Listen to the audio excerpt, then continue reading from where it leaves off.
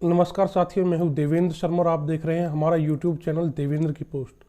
साथियों, महाराष्ट्र में शिवसेना, कांग्रेस और राष्ट्रवादी कांग्रेस पार्टी की गठबंधन वाली महागाड़ी सरकार बनने के बाद से ही सत्ता पक्ष और विपक्षी दल भाजपा के बीच तनातनी चल रही थी। सत्ता पक्ष और विपक्ष के द्वारा एक दूसरे के ऊपर आरोप प्रत्यारोप के बाण चलाए जा रहे थे। सत्ता पक्ष और विपक्ष के बीच महाराष्ट्र में यह तनातनी 23 फरवरी को उस घटना के बाद और बढ़ गई जब ईडी के द्वारा राष्ट्रवादी कांग्रेस पार्टी के वरिष्ठ नेता और महाराष्ट्र सरकार के मंत्री नवाब मलिक के घर ईडी के द्वारा छापेमारी की गई। ईडी ने कार्रवाई करते हुए नवाब मलिक के घर पर छापा मारा और उनसे पूछताछ की। पूछताछ के लिए ईडी उन्हें अपने दफ्तर ले गई, जहां ईडी के द्वारा यह कहा गया कि वह पूछताछ में सहयोग नहीं कर रहे हैं। इसके लिए उन्हें गिरफ्तार कर लिया गया। कोर्ट ने नवाब मलिक को 3 मार्च तक हिरासत में भेज दिया है।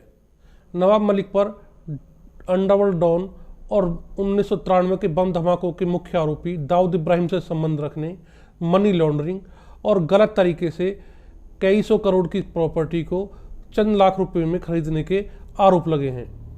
इस घटना के बाद महाराष्ट्र बीजेपी के प्रदेश अध्यक्ष चंद्रकांत पाटिल ने नवाब मलिक का इस्तीफा मांगते हुए कहा कि उन्हें इस्तीफा दे देना चाहिए।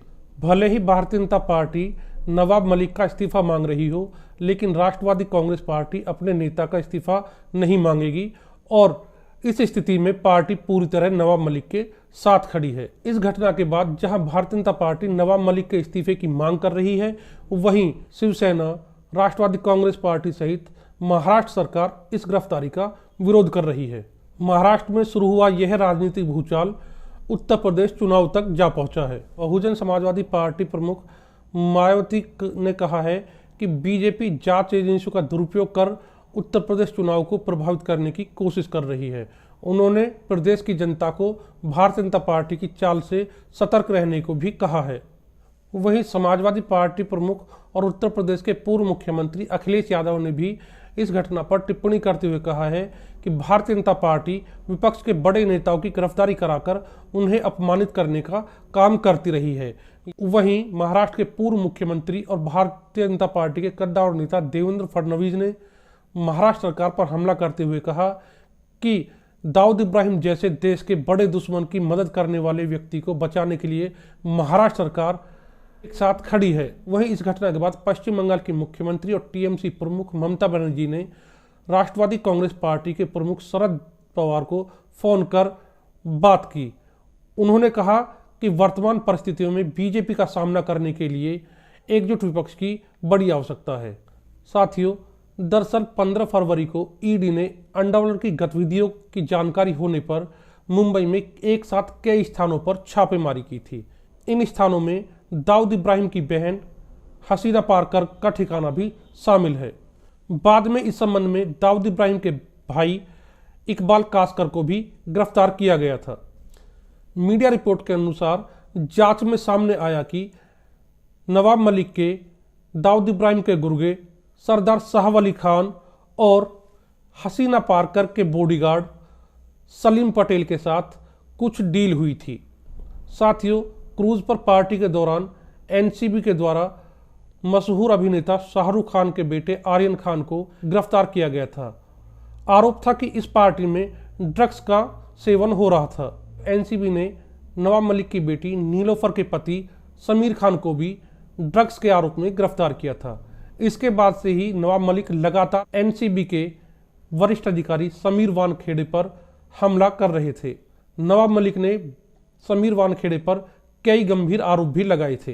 बाद में इस मामले का राजनीतिकरण हुआ और विपक्षी दल भारतीय जनता पार्टी और महाराष्ट्र सरकार शिवसेना, राष्ट्रवादी कांग्रेस पार्टी आमने सामने आ गए।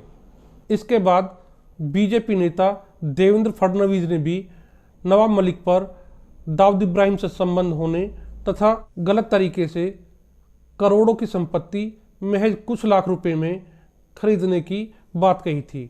देवेंद्र फडणवीस ने बताया था कि नवाब मलिक ने यह संपत्ति सरदार साहब अली और हसीना पारकर के बॉडीगार्ड सलीम पटेल से खरीदी थी। ईडी ने नवाब मलिक के खिलाफ मनी लॉन्ड्रिंग और दाऊद इब्राहिम से संबंध होने के आरोप में कार्रवाई की है। तो इस घटना को महाराष्ट्र सरकार, शिवसेना, राष्ट्रवादी कांग्रेस पार्टी देवेंद्र फडणवीस के उन आरोपों से जोड़कर देख रही है। साथियों, अभी तक की चर्चा के बाद सवाल उठता है कि आखिर नवाब मलिक कौन हैं जिनको लेकर पूरे महाराष्ट्र की राजनीति में भूचाल मचा हुआ है। वहीं धीरे धीरे यह मामला पूरे देश में भारतीय जनता पार्टी बनाम संपूर्ण विपक्ष के रूप में बनता हुआ दिखाई दे रहा है। दरअसल नवाब मलिक मूल रूप से उत्तर प्रदेश के बलरामपुर के रहने वाले हैं। उनकी मुंबई में एक पुश्तैनी कबाड़ की दुकान थी। नवाब मलिक के राजनीतिक सफर की शुरुआत युवा कांग्रेस से हुई। इस दौरान वह प्रधानमंत्री इंदिरा गांधी के बेटे संजय गांधी के संपर्क में आए। हालांकि कांग्रेस के साथ उनकी पारी बहुत लंबी नहीं रही और पार्टी में अपनी अनदेखी देख उन्होंने समाजवादी पार्टी ज्वाइन कर ली। समाजवादी पार्टी के टिकट पर वह विधानसभा का चुनाव लड़े, लेकिन हार गए। बाद में 1996 में हुए उपचुनाव में वह विधानसभा का चुनाव जीतने में कामयाब रहे। 1999 में हुए विधानसभा चुनाव में भी उन्हें जीत हासिल हुई और वह महाराष्ट्र सरकार में राज्य मंत्री बनाए गए। लेकिन एक घोटाले के चलते उन्हें पद से त्यागपत्र देना पड़ा।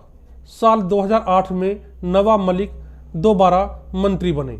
साथियों, इस घटना के बाद जहां महाराष्ट्र की राजनीति में हड़कंप मचा हुआ है, वहीं पूरे देश में भी इस घटना का असर देखा जा रहा है। पूरे देश में राजनीतिक हलचल तेज हो गई है। पूरे देश के राजनीतिक दल दो हिस्सों में बटे हुए दिखाई दे रहे हैं। एक तरफ भारतीय जनता पार्टी और भारतीय जनता पार्टी की कुछ सहयोगी पार्टी जो एनडीए में शामिल है, जबकि विपक्ष में संपूर्ण विपक्ष खड़ा हुआ दिखाई दे रहा है। हालांकि इस घटना को लेकर जब विपक्षी एकता की बात आती है तो वह उस स्तर की एकता दिखाई नहीं देती। इस घटना को आधार बनाकर पश्चिम बंगाल की मुख्यमंत्री ममता बनर्जी ने एक बार फिर से विपक्षी एकता की दुहाई देते हुए बीजेपी के खिलाफ संपूर्ण विपक्ष को एक होने की बात कही है। वहीं हाल ही में तेलंगाना के मुख्यमंत्री केसीआर, राष्ट्रवादी कांग्रेस पार्टी के प्रमुख शरद यादव और महाराष्ट्र के मुख्यमंत्री तथा शिवसेना प्रमुख उद्धव ठाकरे से मिले थे।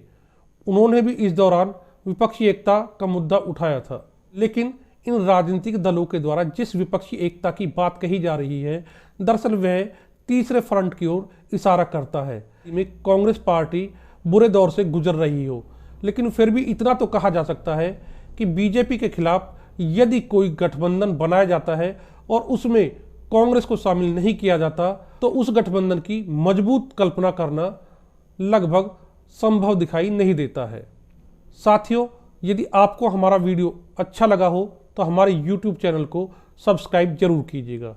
वीडियो के बारे में हमें अपनी राय कमेंट बॉक्स में लिखकर जरूर बताएं। धन्यवाद।